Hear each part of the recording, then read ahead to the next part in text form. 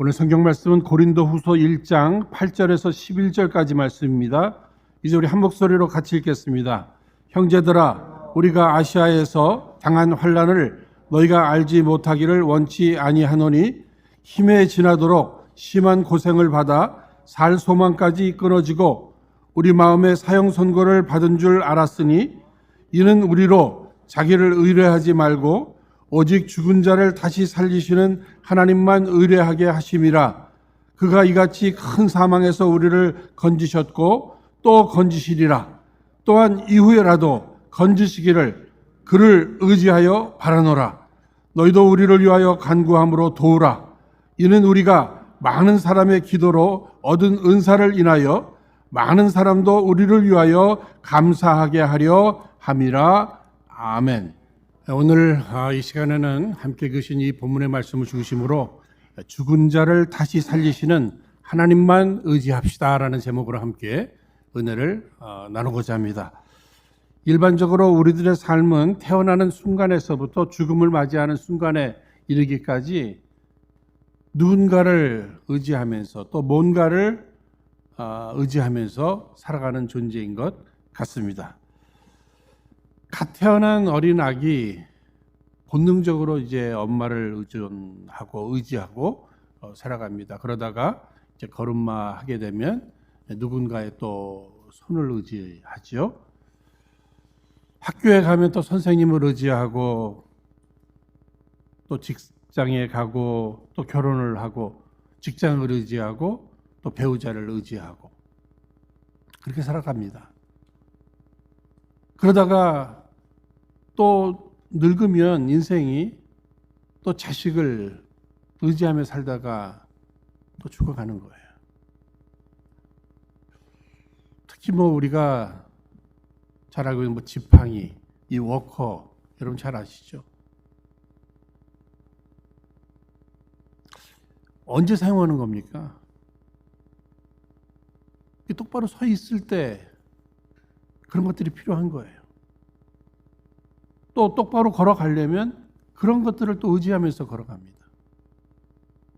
사람이 비록 내가 원하던 원치 아니하던 어느 때인가는 그런 것들을 의지하면서 누군가를 붙들고 의지하면서 살아가게 되어 있다는 거죠. 아무리 내가 힘이 좋아서 혼자 살 수 있을 것만 같아도 그렇지 않아요. 여러분, 환난의 바람이 내게 세게 불어 닥칩니다. 휘청하잖아요. 넘어지잖아요.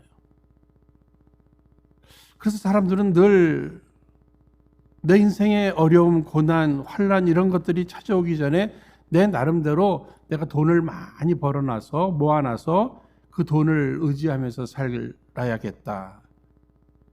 열심히 운동하시는 분들도 계시고요. 또 그런가 하면 좋은 보험도 또 들어놓으십니다. 그런데 여러분, 인생에 내 힘으로 안 되는 일들이 분명히 찾아옵니다. 돈으로도 해결 안 되는 일들이 또 찾아오더라고요. 여러분, 무서운 질병의 문제, 돈으로 안 되는 경우도 많이 있어요. 특히 이 죽음의 문제, 이거 해결이 안 됩니다. 그래서 많은 사람들이 이렇게 내 힘으로 안 되는 일들이 찾아올 때 절망감에 이렇게 사로잡히게 되어 있습니다. 여러분들 잘 아시는 덴마크의 사상가 키에로케고르는 그가 죽음에 이르는 병이라는 책을 쓰면서 그 안에 정말 죽음에 이르는 병, 그것이 무엇인가? 절망이다. 우리 안에 찾아오는 이 절망, 끝났다. 더 이상 일어설 수 없다. 해결될 가능성이 하나도 없다. 여러분, 이때 사람은 그냥 죽는 거예요. 끝나는 겁니다. 그러나 우리는 잘 알고 있습니다. 인생의 생사화복을 홀로 주관하시는 하나님, 역사의 주관자가 되시는 하나님이 끝났다고 마침표를 찍어주시기 전에는 우리는 늘 희망이 있습니다. 왜 그렇죠? 하나님이 우리의 희망이 되시기 때문에 그런 것입니다. 그런데 그 하나님을 오늘 성경은 뭐라고 얘기하고 있어요? 죽은 자도 살리시는 하나님이시다. 우리도 어려움을 경험할 수 있습니다. 이건 내 힘으로 안 돼. 이건 아무리 애써도 안 될 문제야. 그때 우리에게 생각나시는 분이 계셔야 되잖아요. 그분이 하나님이시란 말이에요. 하나님이 생각나야 돼요. 그분은 내게 있어서 어떤 분이신가? 성경은 그분을 어떻게 설명하고 계시는가? 소개하고 계시는가? 그분은 죽은 자도 살리셨다. 죽은 자도. 죽은 나사로만 살리신 분이 아니라 영 죽은 내 영혼을 살리신 분이시다. 그분이 지금도 살아계시고 그분이 나를 사랑하시고 그분이 나와 함께 하신다. 이것이 오늘 우리의 영혼에 믿음으로 자리를 잡고 그 믿음으로 인해서 버틸 수도 있고 견딜 수도 있고 다시금 일어날 수도 있고 걸어갈 수도 있게 된다고 하는 사실입니다. 사랑하는 여러분, 어떤 어려움들이 우리 가운데 있을 수 있겠습니까? 관계의 어려움들, 경제적인 어려움들, 건강의 문제들, 신분 문제, 직장, 사업, 자녀 문제, 이런저런 문제들이 우리 가운데 있어요. 내 나름대로 한번 해결해 보려고 머리도 써보고 또 인맥도 동원해보고 그런데도 용적하지 않습니다. 전혀 풀리지를 않아요. 해결되지를 않아요. 그러는 가운데 시간이 지나면 이제 다 지치는 거죠. 그래서 늘 하는 얘기가 피곤하다, 힘들다, 지쳤다. 어떻게 하지?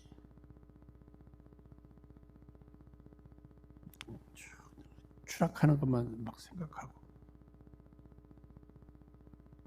우리 앞에 찾아오는 그 고난의 문제 거부할 수 없잖아요. 우리 앞에 찾아오는 일들을 보면 크게 두 가지예요. 내가 원하는 일과 원치 않는 일이에요. 내가 원하는 일은 늘 그 즐거운 일들이 있잖아요. 나를 기쁘게 만드는 일들. 이거 내가 늘 원하는 일이에요. 그러나 원치 아니하는 것들은 이 고난, 환난, 핍박, 시련, 이런 것들 아니에요. 그런데 원하는 것만 내게 찾아오는 것이 아니라 전혀 원하지도 않았던 것, 정말 피해만 갈 수 있다면 피하고 싶었던 그런 일들이 내게 찾아오더라는 거예요. 그때는 우리가 어떻게 해야 되는 거죠? 오늘 본문의 말씀 속에 사도 바울, 그도 그런 것을 원하지는 않았을 것입니다. 그런데 오늘 말씀을 보시면 살 소망까지 끊어진 죽을 지경이었던 이런저런 환난이라고 하는 이 단어, 고생, 사형선고 받은 것과 같다. 그러니 얼마나 어려웠으면 이렇게 표현하겠습니까? 이런 어려움이 그 믿음 좋은 사도 바울에게도, 그렇게 주를 위해서만 살아간 사도 바울에게도 찾아오더라는 거예요. 그래도 우리는 능히 잘 알고 있습니다. 그는 자기 앞에 찾아온 그 시련과 환난으로 인해서 좌절하고 낙심하고 실망하고 불평하고 원망하고 그러면서 시간을 보내지 않았어요. 어려움은 어려움이고 환난은 환난이고 이것도 내가 이때 경험해야 되는가 보다. 그런데 그때 그의 믿음은 뭐예요? 죽은 자도 살리시는 하나님을 바라보면서 의지하면서 그 하나님이 나와 함께 하신다고 하는 이 믿음으로 위로받고 평안을 누리고 담대함을 가지고 끝까지 달려갈 길을 가더라는 것입니다. 오늘 우리는 그 모습을 본받기를 원하는 거예요. 나도 그렇게 살아야 되잖아요. 우리도 그렇게 살아야 할 것입니다. 여러분, 사도 바울이 자신의 죄나 실수로 이런 고난을 당하는 게 아니잖아요. 이 고난이라고 하는 것이 찾아옵니다. 그러면 그 하나님께서 허락하셨다는 거예요. 이 고난을 허락하신 그 이유가 무엇일까? 여러분, 여기 이 지금 8절에서 9절 앞에까지의 말씀은 지금 사도 바울의 현실, 고난의 현실이에요. 그 다음에 9절 이 중반절부터 보면 이는 우리로 자기를 의뢰하지 말고 오직 죽은 자를 다시 살리시는 하나님만 의뢰하게 하심이라. 무슨 얘기죠? 당신이 택한 사람, 이 사도 바울, 그가 고난을 당하는데 그 고난의 의미가 무엇이냐? 하나님은 왜 그런 것들을 허락하셨을까? 딱 두 가지라는 거예요. 하나는 자기 의지하지 않고 살아가는 거.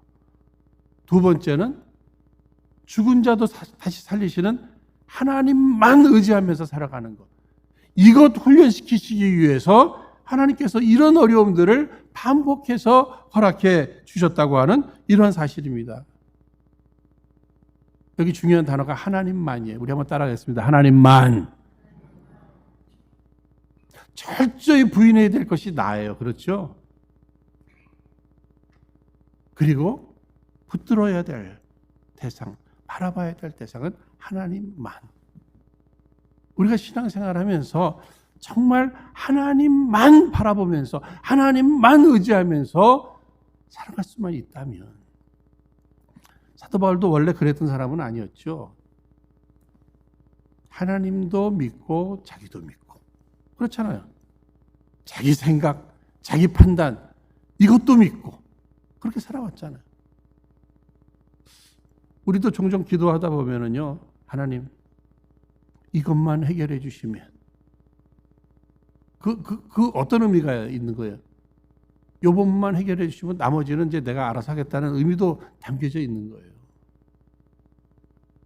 이 일만 해결해 주시면, 아니 다급하니까 그런 기도는 드리겠죠. 그러나 우리는 어떻습니까? 하나에서부터 10까지 하나님이 허락하시고 하나님이 해결해 주시지 않으면 우리는 하나도 해결할 능력이 없는 거예요.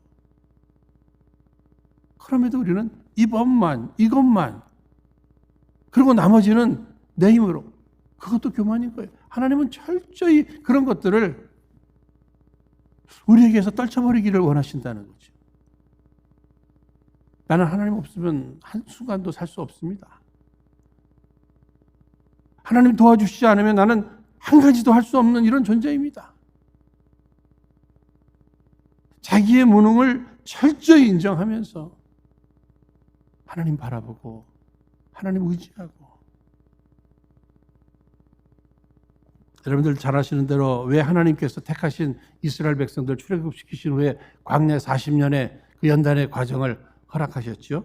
신명기 8장 2절 말씀 우리 한번 같이 읽도록 하겠습니다. 읽겠습니다. 시작. 내 하나님 여호와께서 이 40년 동안에 내게 광야길을 걷게 하신 것을 기억하라. 이는 너를 낮추시며 너를 시험하사 내 마음이 어떠한지 그 명령을 지키는지 지키지 않는지 알려 하심이라. 아니 출애굽을 시켜주셨잖아요. 그렇죠? 큰 은혜를 베풀어 주셨잖아요. 그러면 저 즐거운 일들, 편안한 일들 그런 것으로 허락하시지. 하나님께서는 약속의 땅, 당신의 백성들이 약속의 땅에 가서 이제 좋은 집에서 좋은 거 먹어가면서 이렇게 살게 될 때에 그때 하나님까지 잃어버릴까 봐.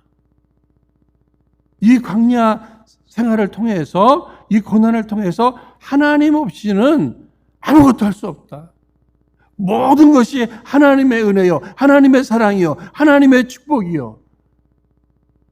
그런 것들을 누리면서도 하나님을 잊지 아니하고 하나님 생각할 수 있도록. 인생이 살다 보면은요, 이 경험이라는 것들이 쌓여져요. 저 같은 사람도 목회를 또 오래 나름 하다 보면은요, 맨 처음에 목회를 시작할 때 아무것도 모를 때 그저 하나님 앞에서 발발 떨면서 하나님 앞에 무릎 꿇고 기도했던 그 순간이 있잖아요. 그렇죠? 그런데 1년, 2년, 10년, 20년, 30년, 40년 이렇게 시간이 지나면서 스킬이라는 게 생기잖아요. 그렇죠? 경험이라는 게 생기잖아요. 위험한 게 뭐예요?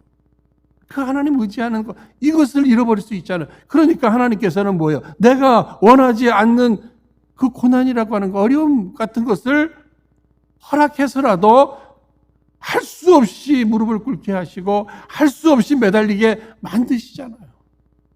여러분들은 어떠신가요? 언제 여러분들이 하나님 앞에 눈물로 통회하면서 소리 높여서 하나님 앞에 매달려 기도하셨습니까? 그때를 생각해 보세요. 다 어려우셨을 때예요. 그러면 그 기도에 응답하셔서 하나님께서 은혜로 이제는 편안도 주셨고 또 여러 부분의 문제도 해결해 주셨고 이제는 풍요하게 해주셨어요.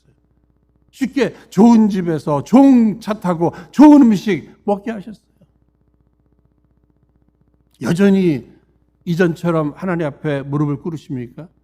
여전히 눈물로 통회하면서 소리 높여 하나님 앞에 매달리십니까?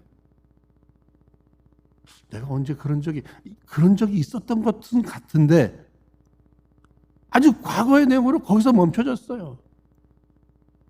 주변이 바라볼 때도 저 사람 원래 저러던 사람이 아닌데 그런 소리 우리가 들을 수 있잖아요.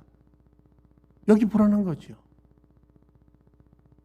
늘 하나님 생각하고 하나님 바라보고 하나님 의지할 때 지금 어려워도 바라보면서도 하나님께서 연단하신 후에는 정금과 같이 쓰시겠구나. 그런데 그게 안 보여요.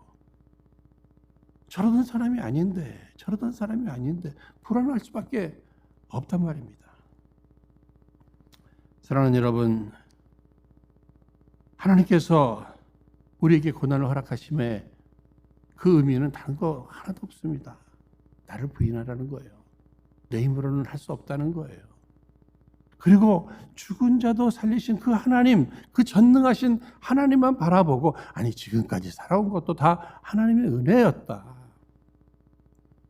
내가 잘나서 내가 머리가 좋아서 뭐 세상 사람들은 재수가 좋아서 아닙니다.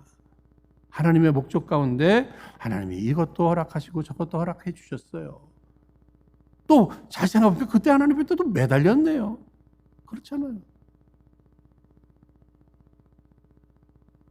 여기 10절 말씀 한번 또 다 함께 읽겠습니다. 시작. 그가 이같이 큰 사망에서 우리를 건지셨고 또 건지시리라. 또한 이후에라도 건지시기를 그를 의지하여 바라노라. 여기 사도 바울의 고백을 보십시오. 그가 지금 고난을 당하고 있잖아요. 그런데 큰 웅덩이와 같은 큰 고난에서 나를 이미 건지셨다는 거예요. 이것은요, 영원히 죽을, 아니, 사도 바울 같은 경우에 예수 핍박하면서 죄 짓고 또 죄 짓고 죄 짓다가 그냥 지옥불에 던져질 나였는데 하나님께서 그 큰 웅덩이에서, 멸망의 웅덩이에서, 지옥의 웅덩이에서 나를 건져내셨다는 거예요. 그러니까 지금 어려움이 있어도 주님이 원하시면 죽은 자도 살리시는 큰 웅덩이에서도 나를 건지셨으니 지금도 건지실 수 있다. 앞으로도 건지실 것이다. 지금 그 고백을 하고 있는 것입니다. 그러니까 과거에 큰 은혜를 경험한 것을 기억하잖아요. 그러면서 오늘도 앞으로도 그래서 우리 성도님들 이 기도하시는 내용들을 이렇게 잘 들어보면 얼마 전 우리 윤명길 집사님 하나님께서 그 어려움 속에서 건져내셨습니다. 그러니까 이제는 하나님께서 그 역사해 주신 것 그것을 또 기억하면서 아내 되시는 수영 집사님도 건져 주실 줄로 믿습니다. 이렇게 기도하시잖아요. 그렇죠? 이 일도 하셨으니 이 일도 행해 주실 수 있습니다. 이것도 하나님의 은혜였습니다. 하나님이 역사하셨습니다. 이것도 하나님이 역사하시면 되는 거 아니겠습니까? 그래서 함께 간증할 그러한 일도 우리에게 허락해 주시옵소서. 우리 앞에 사망의 음침한 골짜기들이 찾아옵니다. 영원한 하나님의 나라에 이르기까지 우리를 인도하신다는 그 하나님의 그 인도하심 속에 내가 원치 아니하던 사망의 음침한 골짜기. 왜 거기를 걸어가야 돼요? 근데 걸어가야 된대요. 그러나 다윗은 시편 23편 말씀을 통해서 그 과정을 통해서도 하나님의 이름이 높아질 뿐만 아니라 의의 길로 옳은 길이에요. 그 길을 통과해야 된다는 거예요. 주님이 우리를 건지셨습니다. 때로는 푸른 풀밭, 쉴만한 물가로 우리를 인도하실 때는 여러분 예수님의 그 어깨에, 목에 매달려서 무등 타시는 거 아시죠? 막 그렇게 찬송하면서 그렇게 가셔도 괜찮아요. 푸른 풀밭 쉴만한 물가인데. 그런데 사망의 음침한 골짜기를 걸어가고 있을 때 그때 어떻게 하시겠어요? 죽은 자도 살리시는 그 하나님의 품에 안기시기를 주의 이름으로 축원드립니다. 어린아이들이 무서운 일이 있으면 부모님 품에 이렇게 안기잖아요. 안겨서 가는 거예요. 안겨서. 정말 죽을 것 같거든. 이러한 현실을 내가 걸어갔는데 내가 홀로 걸어가는 것이 아니라 주님이 안아서 주님 품에 안겨서 내가 지금 이 길을 걸어간다.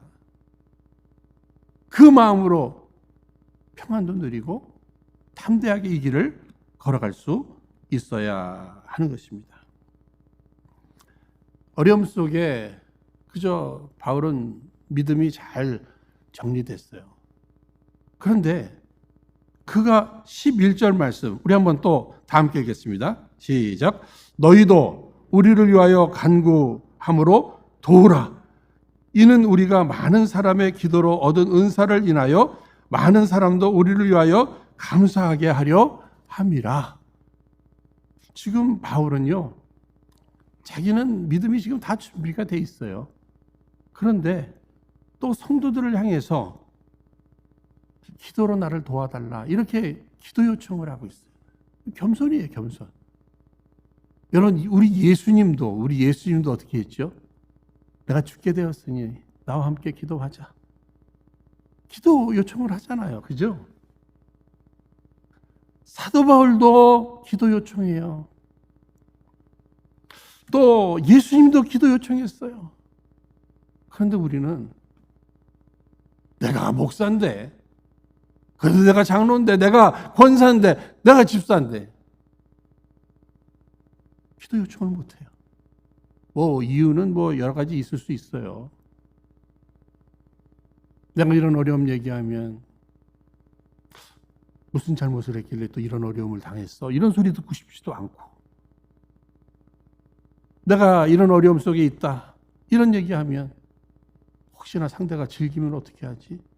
나 우습게 생각하면 어떻게 하지? 소문나면 어떻게 하지? 이런저런 생각 속에 우리는 기도 요청을 하지 못해. 하나님께서 우리에게 교회를 허락하신 그 이유가 무엇일까? 지금은 그가 어려움을 당해서 내가 기도해 줄 수 있어요. 그런데 언젠가는 또 내가 어려움이 있으면 그가 나를 또 위해서 기도해 줘야 돼요. 도와줘야 돼요. 손잡아 일으켜줘야 돼요. 그러니까 서로 그래서 교회는 사랑의 공동체이고 그 사랑의 공동체의 특징이 함께 서로 기도하는 거예요. 그러니까 기도 제목을 나눈다, 기도 부탁을 한다는 것은요, 겸손한 거예요. 정말 기도의 능력을 믿는 것이죠. 주님께서 두세 사람이 주의 이름으로 함께 할 때 거기 함께 하신다. 아니, 예수 믿는 사람들이 모여만 있어도 함께 하시는데 함께 모여서 공동 기도 제목을 가지고 특별히 상대의 그 아픔과 어려움의 내용을 기도 제목으로 삼고 기도한다면 그거 하나님께서 역사해 줄 줄로 믿습니다. 당연히. 그러니까 우리가 할 일은 뭐예요? 기도 요청을 하는 거죠. 기도 요청을 하는 거예요. 여기 마침내는 감사할 내용들이 많아질 것이다. 여러분 그 기도하는 그 과정 속에 하나님과의 교제, 마음의 평안이 찾아옵니다. 내 할 바를 하는구나. 뿐만 아니라 응답에 또 기쁨이 있잖아요. 하나님께서 또 응답해 주셔요. 응답이 있을 때 기도에 동참한 사람들은 다 함께, 이건 하나님이 하신 일이다. 재수가 좋아서 된 일이 아니고, 우리 은혜로 교회가 마음 놓고 서로 기도 요청하고 또 함께 기도해 주고, 그래서 감사할 일이 많은 우리 은혜로 교회 되기를 주의 이름으로 축원드립니다. 여기 오늘 11절 말씀 내용 마지막에 등장하잖아요. 우리를 위하여 감사하게 하려 함이라. 신앙생활하면서 그 하나님의 은혜에 대해서 마지막에는 감사할 수밖에 없는, 지금 고난스럽지만 생각해보면 잃어버린 것보다 얻은 것이 더 많습니다. 이 고난을 통해서 하나님을 얻게 됐습니다. 그러니 더 감사하죠.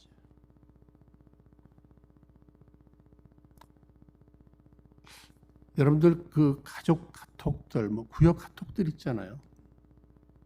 뭐 서로 좋은 정보들 나누는 거 좋습니다만 이 기도 제목들을 나누는 거.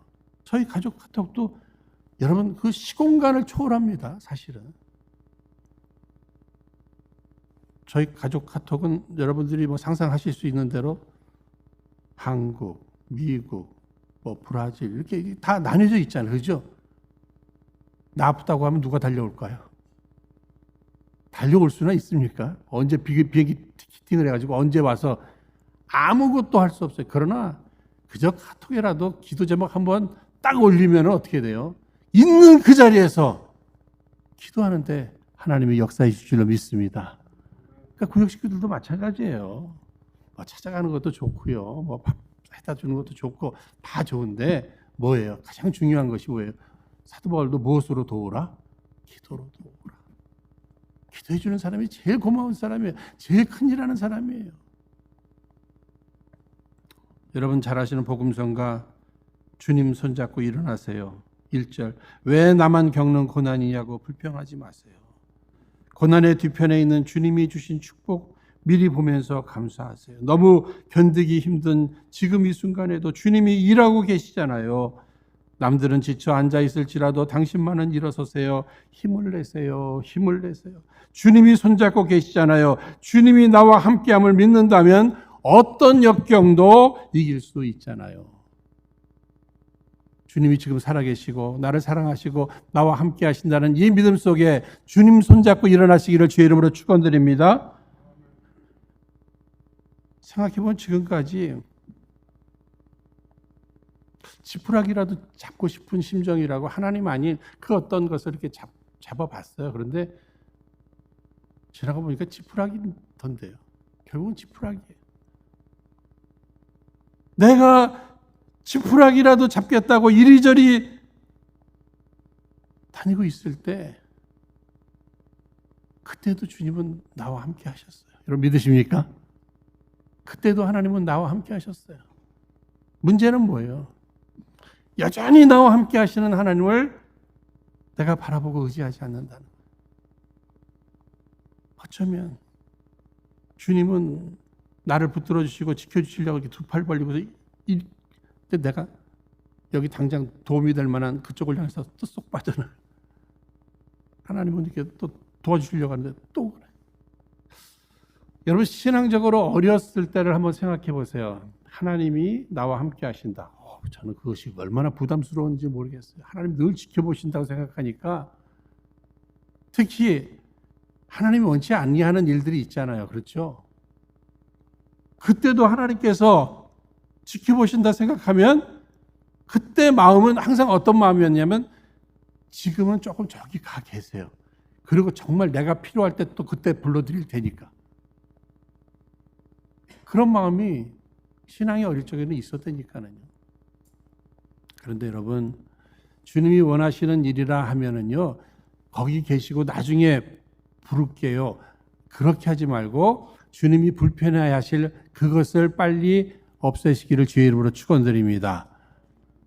어쩌면 내 인생이 그것 때문에 무너질 수도 있는 거예요. 항상 나와 함께 하시는 하나님을 의식하면서 그분을 바라보고 의지해야 되는데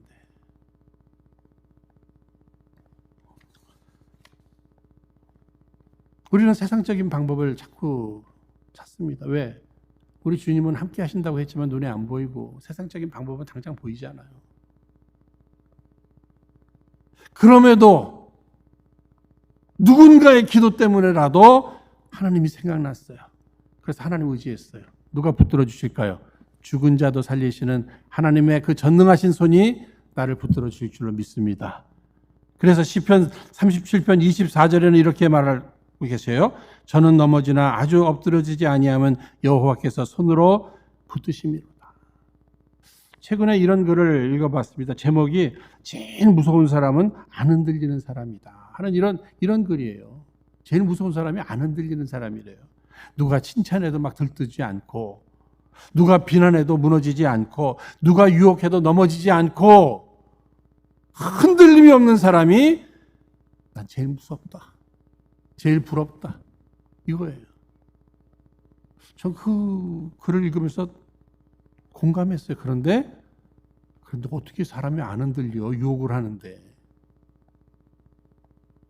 아니, 누가 나를 칭찬하는데 내가 어떻게 들뜨지 않아? 누가 비난하는데 내가 어떻게 안 무너져? 그러나 여러분, 그 순간에도 나와 함께 하시는 하나님을 바라보게 될 때 주께서 붙들어 주실 줄로 믿습니다. 하나님이 붙들어 주시는 인생, 세상이 두렵지가 않은 것이고요. 세상이 두려워할 줄로 믿습니다. 사랑하는 여러분, 지금 고난스럽지만 하나님을 의뢰하는 자에게는 하나님이 약속해 주셨습니다. 로마서 8장 18절에 생각건대 현재의 고난은 장차 우리에게 나타날 영광과 좋게 비교할 수 없도다. 여러분 아멘이시죠? 지금 고난스럽지만 잘 참고 견디는데 주님 바라보면서, 주님 의지하면서 우리가 이 고난의 터널을 지나가다 보면 주님은 영광스러운 이런 일들을 우리에게 허락해 주실 것이다. 여러분 다니엘 기억나시죠? 그가 큰 위기를 당했잖아요. 이제 그가 사자굴에 들어가게 생겼습니다. 누구 때문에? 아니, 그 자기를 시기하는 사람들 때문에.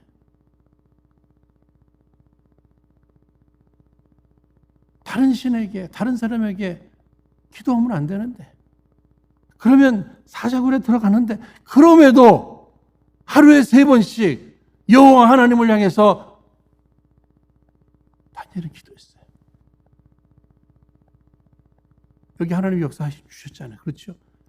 고난스러운 위기는 있었어요. 사자굴까지 들어갔어요. 그런데 사자들의 입을 막으시잖아요. 건져주시잖아요. 이방 나라에서도 하나님의 영광, 하나님의 살아계심을 나타낼 뿐만 아니라 하나님이 붙들어 주셔서 귀하게 쓰임 받잖아요. 근데 저는 이 다니엘보다 오늘 이 시간에 다니엘의 세 친구 사드락과 메삭과 아벳느고 그들의 기도, 그들의 믿음의 고백을 함께 나누고 싶어요. 그것이 뭐죠? 따라하겠습니다. 그리 아니하실지라도. 우리는 뭐예요? 죽은 자도 살리신 하나님, 그분 앞에 내가 기도하면 내가 원하는 대로 해주실 것이다. 이걸 믿는 거 아니에요. 믿음대로 되었어요. 그런데 하나님께서는 때로는 당신의 깊으신 뜻 가운데 시간을 끄실 수도 있고 거절하실 수도 있다는 얘기예요. 다른 길로 응답하실 수도 있다는 거예요. 이것에 대한 분명한 믿음을 가지고 다니엘의 세 친구는 그들도 위기를 당했어요. 7배나 더 뜨겁게 된 풀무불에 들어갈 수밖에 없는 이러한 현실들, 금신상에게 절하지 않으면 그렇게 되는 건데, 내가 풀무불에 들어가 타 죽는 한이 있어도, 아니 하나님이 건져주실 거야. 그리 아니하실지라도, 내가 원하는 대로 되지 않는다 할지라도 나는 변함없이 하나님을 신뢰합니다. 변함없이 하나님을 예배할 겁니다. 여전히 하나님은 살아계시고 날 사랑하시고 나와 함께 하시는 하나님이십니다. 그 하나님을 그리 아니하실지라도. 오늘 어려움 가운데 정말 죽은 자도 살리신 하나님, 그 하나님을 생각하면서 여러분들 기도하시잖아요. 주의 뜻 가운데 응답해 주실 거예요. 주의 종은 여러분들이 원하시는 대로 다 응답됐으면 좋겠어요. 그러나 시간이 더 길어질 수도 있고 내가 생각하고 기대했던 것과 다른 결론이 나올 수도 있어요. 그래도 우리 하나님만은 신뢰하시기를 주의 이름으로 축원드립니다. 우리의 기도의 목적이 뭐예요? 내가 원하는 선물이 기도의 목적이 아니고 우리의 기도의 목적은 하나님이 되시기를 주의 이름으로 축원드립니다. 사랑하는 여러분, 이런저런 어려움이 있으시죠? 우리의 믿음에 어떤 고난도 결코 하나님보다 크지 않다. 그 어떤 환난도 결코 하나님보다 크지 않다. 그러므로 우리 자신 있게 죽은 자도 살리시는 우리 하나님 바라보십시다. 의지하십시다. 주께서 주의 뜻 가운데, 주의 사랑 가운데 귀한 응답을 우리에게 허락해 주시기를 주의 이름으로 축원드립니다. 기도하겠습니다.